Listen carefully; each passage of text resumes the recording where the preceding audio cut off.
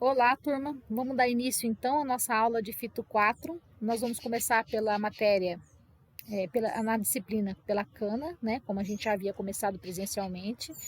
Então, nós falamos sobre a importância econômica da cultura da cana. Eu dividi em duas partes, partes um e 2. Ok? Então hoje nós vamos falar sobre a parte um. O conteúdo que eu vou abordar na parte um vai ser a importância da cultura, o centro de origem, a história da cana-de-açúcar, a origem e a difusão dela no nosso país.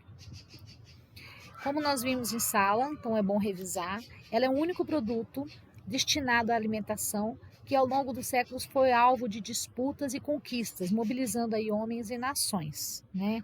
Então, o sistema agroindustrial da cana-de-açúcar, ele é um dos mais antigos, está ligado a principais eventos históricos aí da nossa nação.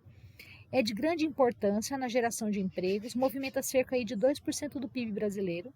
Em 97 e 98, o Brasil foi o maior produtor mundial de cana, o maior produtor e consumidor de álcool e o maior produtor exportador de açúcar. Tá? Então tem uma grande importância essa cultura. As indústrias de cana-de-açúcar, elas visam lucro e, no entanto, elas tentam minimizar aí as perdas nos processos, né? E aumentar a quantidade de cana plantada por área, ou seja, elas pretendem aumentar a sua produtividade para obter lucro. A produtividade, lembrando, ela é o coeficiente em massa, né? Quilos ou toneladas de cana dividido pela área plantada em hectare, ok? A agroindústria sucro-alcooleira, ela é um dos principais segmentos econômicos a colaborar aí com o dinamismo da economia do país, com a participação de até 30% no mercado internacional de açúcar. Acredita-se que o centro de origem da cultura seja no sudoeste da Ásia, provavelmente na Nova Guiné e na Índia, conforme a gente pode observar no mapa do mundo, destacando o local onde fica a Nova Guiné. A palavra açúcar é derivada de shakar, que significa açúcar em sânscrito, a antiga língua da Índia, né? Ela era desconhecida no Ocidente. A cana-de-açúcar já foi observada por alguns generais, Alexandre o Grande, e aí acabou durante as cruzadas chegando e conquistando o restante do planeta. Né? O preço do açúcar, acreditem, chegou a R$ 200 o quilo. Ele era inclusive apresentado em testamentos de reis e nobres, né? De tão valoroso que era. Os médicos também tinham uma prescrição de fornecer açúcar em grãos para recuperação de enfermos, né? Então, o açúcar tem uma grande importância, né, histórica e cultural para a gente, né, para os nós seres humanos. No Renascimento, então, houve uma ascensão, né, um crescimento do comércio de açúcar e estimulou a introdução dela na Ilha da Madeira, lá em Portugal, né.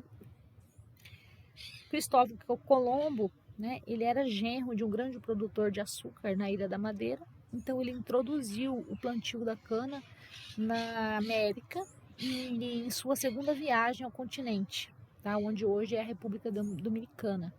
E depois, mais tarde, ele acabou alcançando, né, o nosso país, ok? Então, através desse mapa, vocês conseguem ver, né, o caminho, né, da cana-de-açúcar até chegar em nós. Ele introduziu, então, na República Dominicana, os primeiros exemplares já chegaram no Brasil e vieram da Ilha da Madeira por volta de 1502, né? Essa é uma imagem aí de Cristóvão Colombo. O cultivo permaneceu estagnado, pois demandava muita mão de obra, e aqui não tinha, era pouca mão de obra no Brasil naquela época, né? No descobrimento.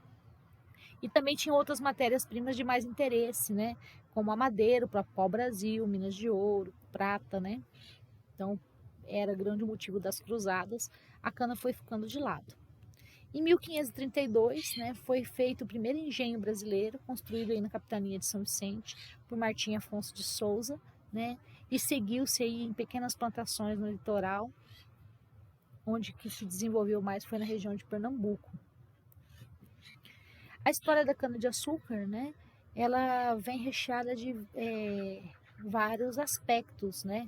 No período do Império, de 1500 a 1822, né, a renda obtida pelo comércio atingiu quase 2 vezes a do ouro e quase até 5 vezes a de outros produtos agrícolas, como café, algodão e madeira. Né? Então, no decorrer, né, do desenvolvimento da nação, ela foi alcançando o seu espaço. Tanto que quando chegou em 1857, Dom Pedro II começou a pensar em iniciar um programa de modernização da produção de açúcar, onde trazia novos equipamentos para poder alavancar ainda mais uma produção que já era bem significativa, né? Assim surgiram aí os engenhos centrais para moer cana e processar açúcar. Enfim, né, que é uma imagem do engenho central na região ali do Rio de Janeiro, no campo de Goytacazes, né? Esses equipamentos, né, eles eram modernos, imagina, para aquela época eram modernos, mas as pessoas, os fazendeiros, né, eles tinham uma certa resistência, né, em adotar esses equipamentos. Então, o próprio desconhecimento e a resistência em adotar essas tecnologias, né, contribuiu aí para um fracasso desses engenhos centrais. E aí, as pessoas que forneciam os equipamentos para os fazendeiros, né, eles acabaram adquirindo e montando as suas próprias indústrias de processamento de açúcar. E aí, a maioria dessas novas indústrias aí no Nordeste, em São Paulo, passaram a ser chamadas então de usinas de açúcar, né? E não mais de engenho central. A gente viu também um pouco sobre o programa do Proálcool, que ocorreu na década de 70, uma crise de petróleo, né? Então, os preços elevados, aumentando a importação no país, né? E aí o Proálcool era uma iniciativa do governo brasileiro, criado em 75, para oferecer incentivos fiscais e empréstimos com juros baixos à taxa de mercado para que houvesse o incentivo da produção do álcool, né? Então, na primeira década, os resultados foram bem positivos, né? Houve muitas vendas de veículos a álcool, elas predominavam no nosso país. 60% da nossa frota era movida a álcool em 91, né? Só que teve alguns problemas, né?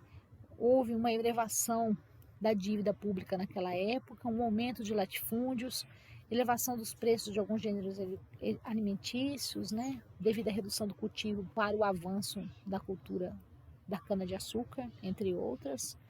E também houve uma redução do barril do petróleo, né? Então, enquanto a gasolina estava alta, o petróleo estava alto, era interessantíssimo andar ou consumir álcool. A hora que o preço do barril do petróleo fracassou, né, diminuiu, então houve um aumento do consumo da gasolina, consequentemente menos consumo de álcool.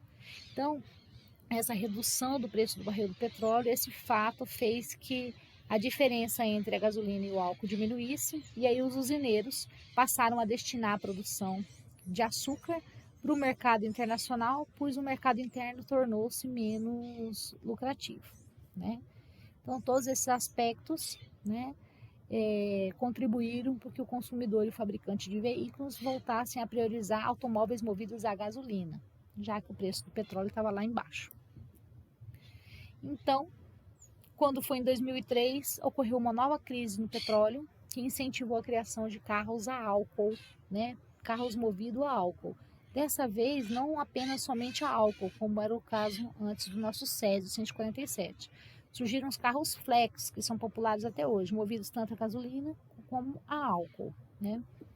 E embora a gente não esteja muito satisfeito, pois o desempenho do carro só a gasolina é muito melhor que o desempenho do carro flex, né? A gente não tem muito o que comemorar. Com medo de novas crises, não quisemos mais, a indústria automotiva não quis mais apostar em carros movidos totalmente a álcool.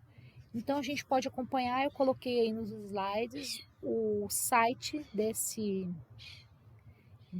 dessa reportagem, onde vocês podem ler e entender um pouco melhor sobre isso daí, né? A cada ano a gente vem percebendo que o governo tem permitido aí o aumento gradual de mistura de álcool na gasolina, né? Então já foi aprovado um novo aumento de 25% para 27% de álcool na gasolina, né?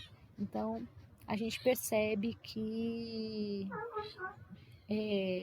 os carros flex vão ficar no mercado.